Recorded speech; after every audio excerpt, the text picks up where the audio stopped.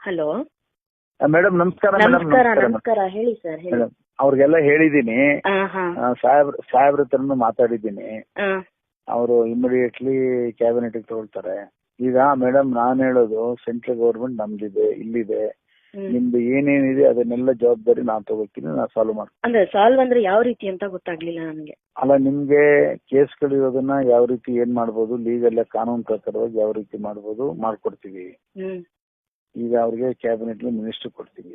ಇದು heat time ಹೆಂಗಿದೆ ಅಂತ ಗೊತ್ತು. ಒಂದ್ಸರಿ ಕಾಲ್ ಕಿತ್ರೆ ಆ ಕಡೆನೂ ಇಲ್ಲ ಈ ಕಡೆನೂ ಇಲ್ಲ. ಇಲ್ಲ ಅದೇ ನೀವು ಆತರ ಇದ್ ಮಾಡಿ ಯಡಿಯೂರಪ್ಪನವರು ಒಂದ್ಸಾರಿ ಮಾತು ಕೊಟ್ಟ ಮಾತಿಗೆ ತೆಗಿಯುವ ಮನುಷ್ಯ ಅಲ್ಲ. ಅಲ್ಲ, ಎಕ್ಸಾಕ್ಟ್ ಆಗಿ ಏನಾದ್ರು ಮಾತಾಡಿದ್ರೆ ನಾವು ಹೇಳಕ್ ನನಗೂ ಅನುಕೂಲ ಆಗುತ್ತೆ ಸರ್. ಫೋನ್ ಮಾಡ್ತಾರೆ. ಮಂತ್ರಿ ಬೇಕಾ ಇದು ಬೇಕಾ, ಎರಡರಲ್ಲಿ ಯಾವ್ದು ಬೇಕು ಆಪ್ಷನ್? ಎರಡೂ ಬೇಕಾ? ನಂಗೆ ಎರಡೂ ಆಪ್ಷನ್ ಹೇಳಿ ಸರ್. ನಂಗೆ ಫೋನ್ ಮಾಡಿದಾಗ ಅವ್ರಿಗೆ ಕ್ಲಿಯರ್ ಆಗಿ ನಾನು ಮಾತಾಡ್ಬೇಕಲ್ವಾ. ಬರೀ ದುಡ್ಡೇ ಬೇಕು ಅಂತ ಹೇಳಿದ್ರೆ 15 ಮಾಡೋಣ. ಇಲ್ಲ ನೀವು ಕ್ಯಾಬಿನೆಟ್ ಬೇಕು ಅಂದ್ರೆ ಕ್ಯಾಬಿನೆಟ್ ಮಿನಿಸ್ಟರ್ ಕೊಟ್ಟು 5 ಮಾಡೋಣ. ಕ್ಯಾಬಿನೆಟ್ ಇದು ಕೊಟ್ಟು 5. ಆಮೇಲೆ ನಿಮ್ದು ಏನು ಕೇಸ್ಗಳಿವೆ ಅವೆಲ್ಲ ಏನಿದೆ ಸಾಲ್ವ್ ಮಾಡ್ಕೊಡೋಣ. ಕೇಸು ಕ್ಲಿಯರ್ ಮಾಡ್ತೀರಾ? ನಮ್ ಏನ್ ಗೊತ್ತಾ, ನನ್ ಮಗಂಗೂ ಏನು ಪ್ರಾಬ್ಲಮ್ ಆಗ್ಬಾರ್ದು. ಇಲ್ಲ, ಏನು ತೊಂದರೆ ಇಲ್ಲ, ನಾವು ನೋಡ್ಕೊಳ್ತೀವಿ. ನಮಸ್ತೆ ವಿಜೇಂದ್ರ. ಹಲೋ, ನಮಸ್ಕಾರ. ಚೆನ್ನಾಗಿದ್ದೀರಿ? ಚೆನ್ನಾಗಿದ್ದೀನಿ, ಖುಷಿ ಆಯ್ತು ತುಂಬಾ. ಏನ್ ಮಾಡ್ತಿದ್ದೆ? ಎಷ್ಟೆಲ್ಲ ಕೊಟ್ರು ಮತ್ತು ನಾವು ಪರೀಕ್ಷೆ ಬಿಟ್ಟಿದ್ದಲ್ಲ, ತಪ್ಪಿದ್ದಲ್ಲ ನಮಗೂ. ಅದು ಒಳ್ಳೇದಾಗ್ತಾ ಇಲ್ಲ, ಏನ್ ತೊಂದ್ರೆ ಇಲ್ಲ ಮೇಡಮ್, ಒಳ್ಳೇದಾಗ್ತಾ. ನಾವು ಪುಟ್ಟಮ್ಮ ಏನ್ ಮಾತಾಡಿದಾರೆ ಓಕೆ, ಅದನ್ನ ತಲೆ ಕೆಡ್ಸ್ಬೋದು.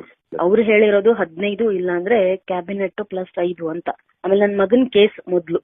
ಮಂತ್ರಿ ಆಗ್ತಾರೆ ಬಿಡಿ, ಯಾಕೆ ತಲೆ ಕೆಡ್ಸ್ಕೊಂತೀರಿ? ಕೇಸ್ ಅಂತೂ 100 ನಮ್ಮ ಕೈಲ ಇರುತ್ತೆ, ಮಂತ್ರಿ ಆಗ್ತಾರೆ.